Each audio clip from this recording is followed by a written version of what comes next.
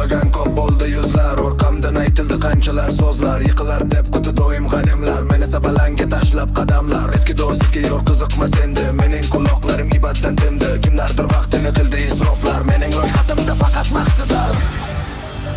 Kechagi kunlarim dars bo'ldi menga, endi parvoyim yo'q pastdagi kimsaga.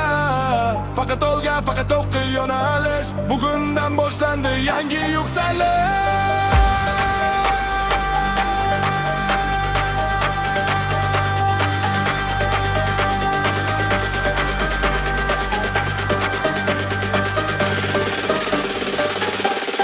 Orqaga yo'l yo'q, qadam oldinga, ot qo'yib yubordim eski dardimga. Mayli meni yomon desin hasad bo'ylar, bugun parvozimni ko'rib kim bo'lar? Hech kimga kerakmas yo'g'on va'dalar, o'z kuchli bilar faqat bardalar. Yerdan ko'gamandan o'zim yengaman, do'stimni batargan so'yaning o'zi. Qorong'u tunlarda o'zim yonaman, haqiqatni ko'rdi bugun o'z ko'zim.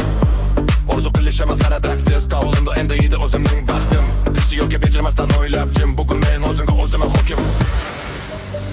Orqaga yo'l yo'q, qadam oldinga, ot qo'yib yubordim eski dardimga. Mayli meni yomon desin hasad go'ylar,